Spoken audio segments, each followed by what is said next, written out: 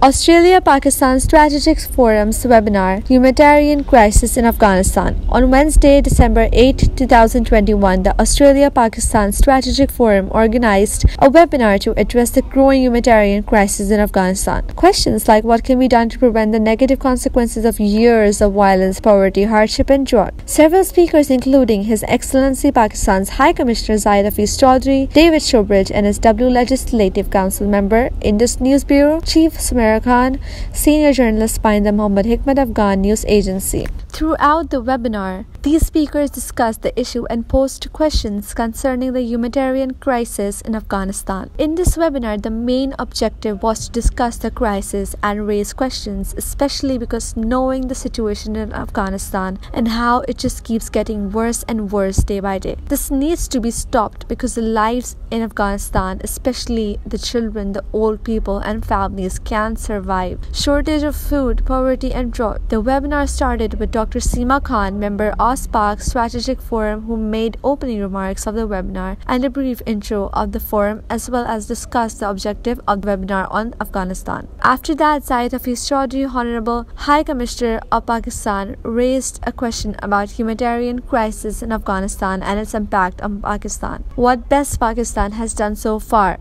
The people of Afghanistan have suffered immensely due to war and conflict in Afghanistan. And I believe it will not be wrong to say that no one deserves peace more than the people of Afghanistan. And after the people of Afghanistan, the country that has suffered the most due to conflict in Afghanistan is Pakistan. We've suffered over 80,000 casualties and $152 billion in economic losses.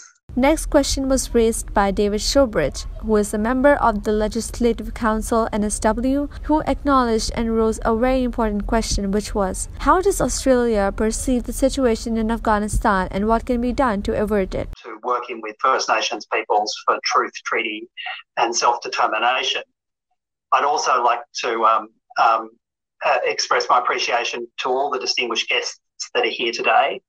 His Excellency, the High Commissioner, and thank you very much for that, I think, very structured and compelling setting of the scene for what's happening in Afghanistan.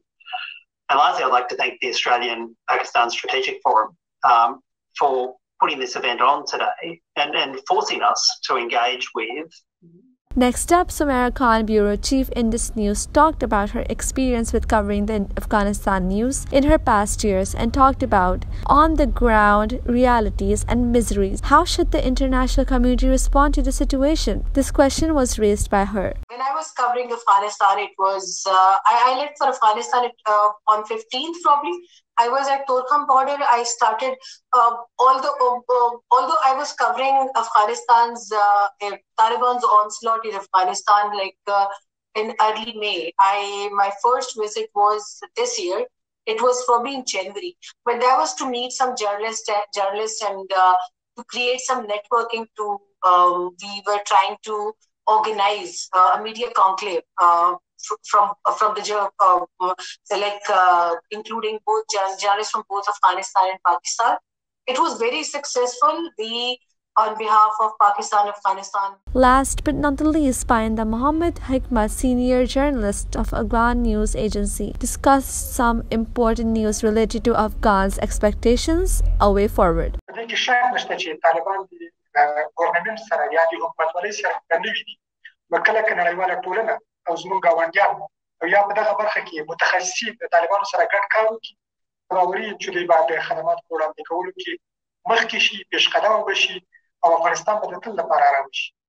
Respectful guests attended this webinar and listened patiently to the questions being raised and discussions taking place. Seema Khan also had a Q&A session with the guests and speakers related to the concerns and topics surrounding the Afghanistan matter. Ijaz Khan acknowledged the speakers for their great efforts and intellectual thinking. He was very happy to see people participating in events like this to spread awareness.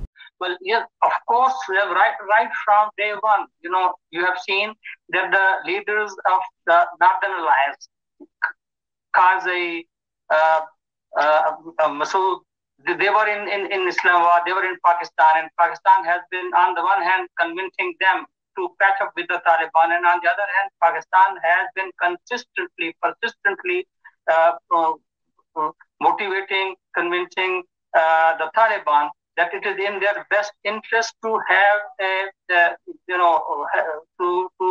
have a coalition with another alliance people. And it is in response to Pakistan's efforts that, in fact, the Taliban have mellowed down. They have accommodated. They have done a lot of things in response to the objectives raised by the West.